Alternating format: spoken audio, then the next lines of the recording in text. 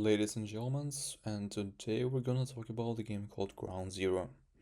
I'm aware this is still based on early playtime, but the problems I run into are not the late game Behemoth's quibbles.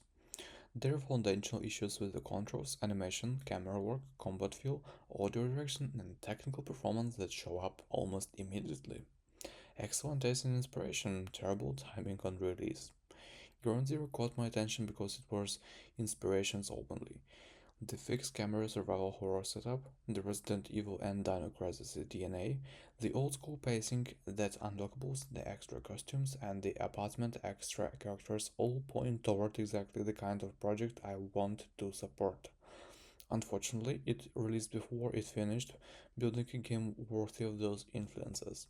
I went it wanting it, to like it. I played the demo before launch and it still brought the full game because the concept is strong. After playing the release version, my conclusion is simple.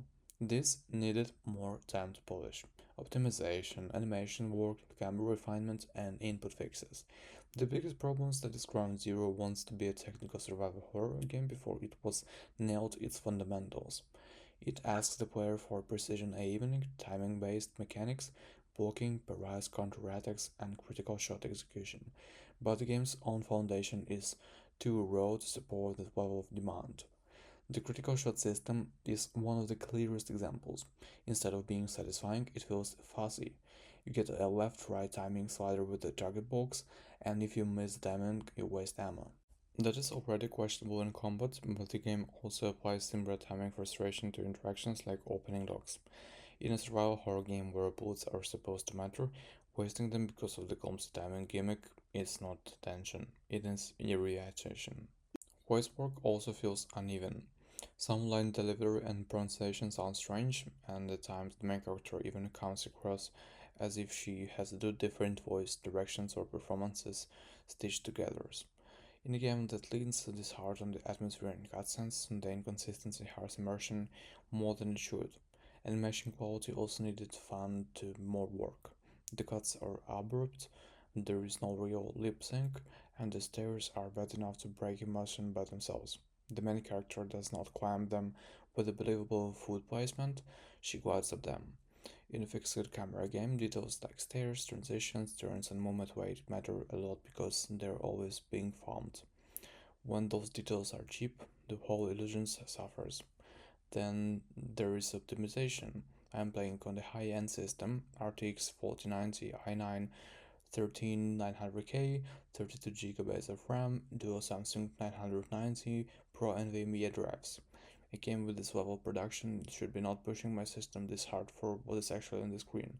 I initially let it run higher and the fan ramp was absurd.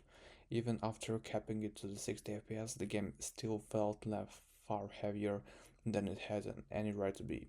When a budget fixed camera horror game, it makes the top end hardware work this hard while also showing hard-cut animations, stair gliding, broken KBM aiming, and weak cutscene direction. Something is wrong technically. The visual polish does not help either.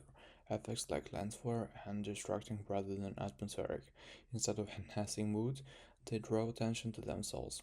That sums up a lot of Ground Zero. Many of his ideas are understandable in theory, but the execution keeps getting in the way. The audio direction also feels uneven. Ambient details like the rain and environmental noise are present, but the music itself has done very little to build tension so far.